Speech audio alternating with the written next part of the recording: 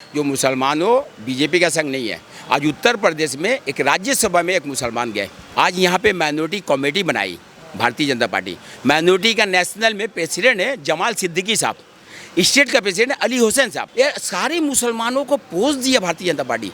तो कैसे आप बोलते जो भारतीय जनता पार्टी हिंदुओं के लिए? क्योंकि यहाँ वोट देने नहीं मिलता, यहाँ अत्याचारी होता है, यहाँ पे जुल्म होता है, यहाँ पे बूथ में बैठने नहीं दिया जाता है, यहाँ पे कैंपिंग करने जाता है, कैंडिडेट को मारे जाता है। करते हैं हम, माइनॉरिटी से भी आते हैं, दिक्कत नहीं होती? नहीं, कोई दिक्कत नहीं होती है। उन लोग बोलता बहुत कुछ, मगर क्योंकि हम जानते हैं उन लोग सिर्फ बक सकता, कर दे सकता। क्योंकि हर आदमी आप इतना बड़ा सीट यही बकता है। जो आप बीजेपी करते एक मुसलमानों के, तो हम बोलते यही मंच रहता, हमने भाषण भी देता, हम बोले यही मंच में टोपी दाढ़ी वाला रहता है मुस्लिम, तो उसको कोई आपत्ति नहीं, क्योंकि वो मंच टीएमसी की है। तो आपने बोलता है जो जात पात करने वाली भारतीय जनता पार्टी है, हम बताते हैं जो जात पात करने वाली ये टीएमसी पार्टी है। क्योंकि जात को यहाँ पे ये बात नहीं बोले, क्योंकि एक मुसलमान पार्टी बीजेपी क्यों करेगा, ये नहीं बोलने चाहिए। क्योंकि ये जमहूरियत है, हम किसी भी पार्टी में जा सकते हैं, किसी भी दल में जा सकते हैं, क्योंकि ये मेरा हक है। तो इसमें आप हमको अलग मत बनाइए, हमको ये मत कीजिए, को फिरका मत बनाइए। ये हिंदू है तो हिंदू का संग रहेगा, ये मुस्लिम है मुझे, क्योंकि ये पार्टी को हिंदू करार दिया था। और हम लोग बोलते हैं नहीं, ये भारतीय जनता पार्टी भारत का जनता का पार्टी है, ये हम लोग आपका नहीं है, ये भारतीय जनता पार्टी है, ये डॉक्टर श्यामा प्रसाद मुखर्जी का पार्टी है, डॉक्टर दीनदयाल उपाध्याय का पार्टी है, ये पार्टी है। ये पार्टी कोई फालतू पार्टी नहीं है, क्योंकि आप तो एक नया दल से आए, आप टीएमसी, अब कांग्रेस को बगावत करके आप कांग्रेस आए। उस वक्त कांग्रेस के आदमी को आप तोड़ते थे, तो उस वक्त आप बहुत अच्छे थे। कांग्रेस का सारे मिनिस्टर को तोड़ दिए, सारे काउंसिलर को, सारे एमएलए को तोड़ दिए, बहुत अच्छे। और आज आपका आदमी आपसे निकल के भाजपा में आ रहे हैं। एक मेयर रतिन चक्रवर्ती हावड़े के एक मेयर है, वो इतना अच्छा पोस्ट छोड़ के वो आज बीजेपी में आए। क्यों आए? बीजेपी खराब रहती तो नहीं आती भाई। बड़े बड़े लीडर आप ये भी देखें, अब अभी मैंने यहाँ का बैरकपुर का राज्यसभा में पहुँचे हुए थे, वो जो है वो भी आ गए राज्यसभा छोड़ के। बोले नहीं, हमको घुटन होता, दिनेश त्रिवेदी बोले घुटन होता। तो क्यों घुटन होता भाई?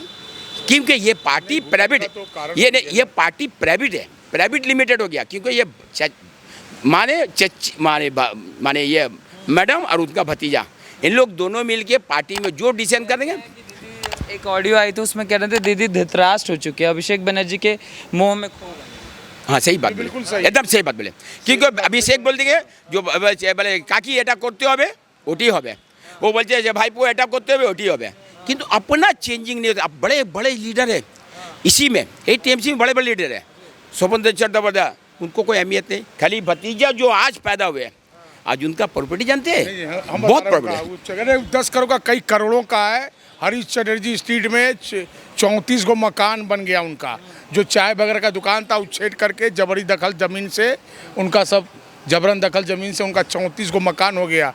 कौन सा बिजनेस किए उनके भतीजे अभिषेक बनर्जी जी ने, जो ये 10 वर्षों में कई करोड़ों के मालिक बन गए। और दाइवन हार्बर से तो लोकसभा के जो सांसद है ही है। तो भतीजा को ही मुख्यमंत्री के रूप में प्रोजेक्ट कर रही हैं, जिसके कारण शुभेंदु अधिकारी दिल्ली जाएंगे छोड़कर, जीतने के बाद जा रही हैं दिल्ली। यहाँ अरे पश्चिम बंगाल में ही नहीं जीतेंगी। 2 मई दीदी गई, 19 में हाफ, 21 में साफ, ये हमारा नारा है। और 2 मई ममता बनर्जी गई। और ये तो बात क्या आपका माध्यम से बताते चाहते हैं, जो ये बात आप लोग भी ये सोचे नहीं, जो मुसलमान हो बीजेपी का संग नहीं है। आज उत्तर प्रदेश में एक राज्यसभा में एक मुसलमान गए, तो कैसे नहीं मुसलमानों का साथ है भाई। आज यहाँ पे माइनॉरिटी कमेटी बनाई भारतीय जनता पार्टी। माइनॉरिटी का नेशनल में प्रेसिडेंट है जमाल सिद्दीकी साहब, स्टेट का प्रेसिडेंट अली हुसैन साहब, नॉर्थ कलकत्ता का है माने जावेद अहमद। ये सारे मुसलमानों को पोस्ट दिया भारतीय जनता पार्टी। तो कैसे आप बोलते जो भारतीय जनता पार्टी हिंदुओं के लिए? क्योंकि हिंदुओं का खरीदा, हिंदुओं का खरीदा, ये किसी का खरीदा हुआ प्राइवेट फार्म नहीं है, ये फार्म नहीं है, ये पार्टी जनता की है।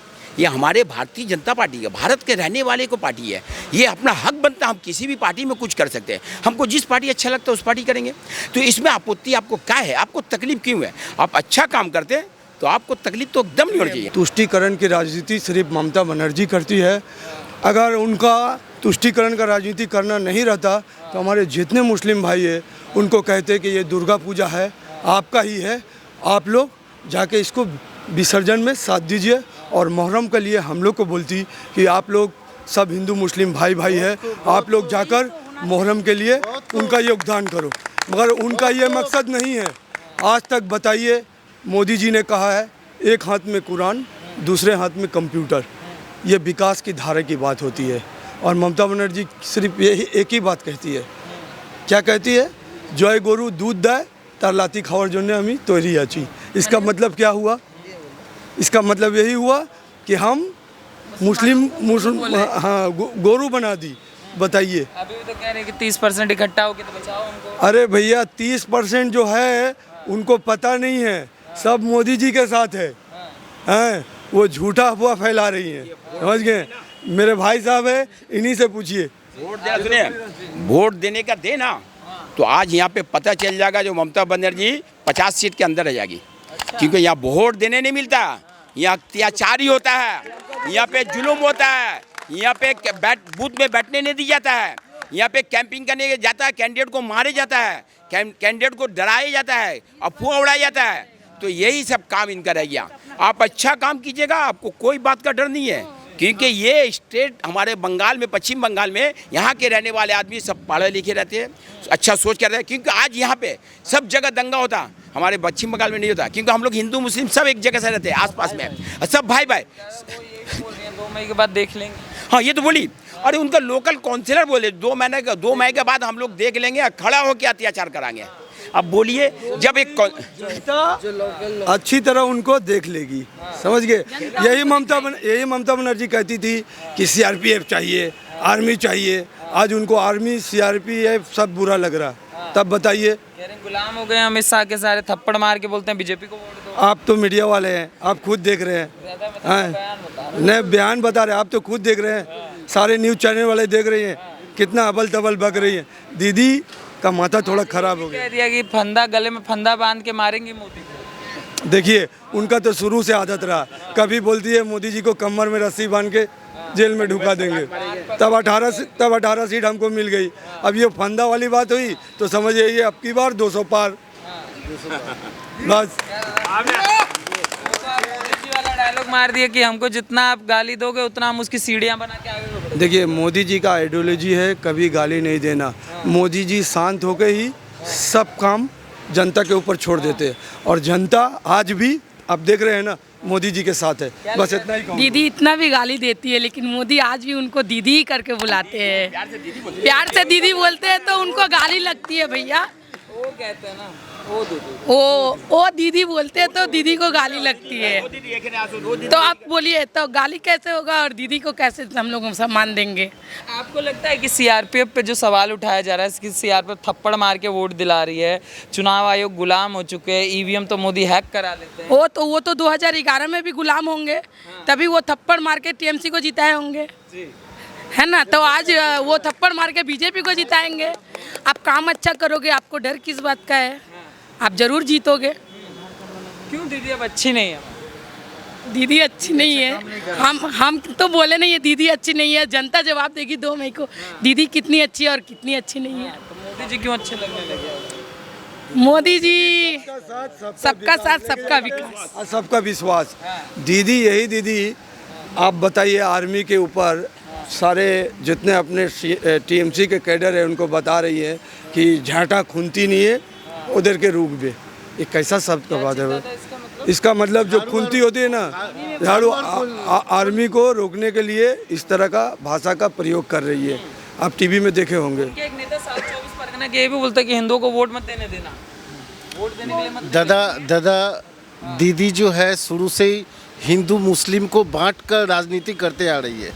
आज देखिए मुस्लिमों को वो क्या बना दी है, एक हॉकर्स के अलावा और कुछ नहीं बनाई है, क्या दी है मुस्लिमों को। तो दीदी शुरू से हिंदू मुस्लिम को बांट के ही राजनीति करते आ रही है। शुरुआत में हम लोग को दीदी को अच्छा लगा था, मगर दीदी शारदा नारदा ये सब घोटालों से गरीब को पूरा त्रस्त कर दी है। कोयला घोटाला देखिए तो अपना सब कुछ भर गया, मगर हम लोग गरीब को गरीबी रह गए। दादा 1-2 ले लेते हैं, उससे दीदी थोड़ी ना आ जाती है। दादा ये तो सबको ही जानते हैं, हम लोग सबको ही जानते हैं कि कौन कितना भरा हुआ है और कौन कितना कम है। बस यही कहेंगे कि अब की बार मोदी सरकार विकास के साथ पश्चिम बंगाल को सोना का बंगला हम लोग बना के। सरकार क्यों नहीं? दीदी सरकार नहीं है, शारदा नारदा घोटाला से पूरा त्रस्त है, भ्रष्टाचारों से पूरा त्रस्त है, ठीक है, और नहीं चाहिए, और नहीं चाहिए। अब बोलिए क्या बोलना चाहते हैं? चाहिए अब, हाँ? दीदी नहीं चाहिए। अरे पश्चिम बंगाल में तो ये कांग्रेस के बाद वामपंथी जो है 27 वर्ष कांग्रेस के बाद 34 वर्ष वामपंथी, और ये 10 वर्षों से जो इनका प्रशासन चल रहा है, तो मैं करेंट 10 वर्ष का 3 मुल्क प्रशासन बोल रहा हूँ, क्या क्या नहीं हुआ। नारदा घोटाला, शारदा घोटाला है, स्टेट स्कूल सर्विस कमीशन परीक्षा में उसमें नियुक्ति पत्र उत्तीर्ण जो प्रार्थी थे उनको नौकरी का नियुक्ति पत्र नहीं दिया गया, और बाली चोरी, कोरोना काल में केंद्र से भेजा गया दाल चावल चोरी, कोरोना का वैक्सीन टीका चोरी, प्रधानमंत्री आवास योजना में घर का लिए इनको ये 3 मुल्क के जो हैं 3 मुल्क के जो एजेंट हैं सिंडिकेट, इनको 20,000 रुपया करके देना पड़ता है आवास योजना में। प्रधानमंत्री आयुष्मान भारत योजना जो केंद्र से भेजा गया था, 5 लाख रुपया मिलता स्वास्थ्य बीमा, अब प्रत्येक राज्यों में फ्री में चिकित्सा होता, उसको ये ममता बनर्जी जी ने पश्चिम बंगाल में हमारा इतना बढ़िया हम उनका क्यों लें? नहीं, इनका जो स्वास्थ्य साथी कार्ड है वो भी तो 5 लाख रुपए का बोल रही हैं, लेकिन रिपोर्ट आया है कि पश्चिम बंगाल वो बोला है कि नहीं मेरा बात सुनिए। उनका बोल रहे हैं कि वो बोल रहे हैं कि बढ़िया है। आप अगर सही है, सच है, तो फिर डर किस चीज़ का है? आप ऑब्जेक्शन किस लिए कर रहे हैं? 5 लाख रुपया का जो इनका स्वास्थ्य साथी कार्ड है, ये पश्चिम बंगाल का सरकारी अस्पताल इसको नहीं मान रहा है, तो और राज्य क्या मानेंगे इसको हैं? तो एक पश्चिम बंगाल का सरकारी हॉस्पिटल भी इसे नहीं मान रहा था, और आज क्या मानेंगे?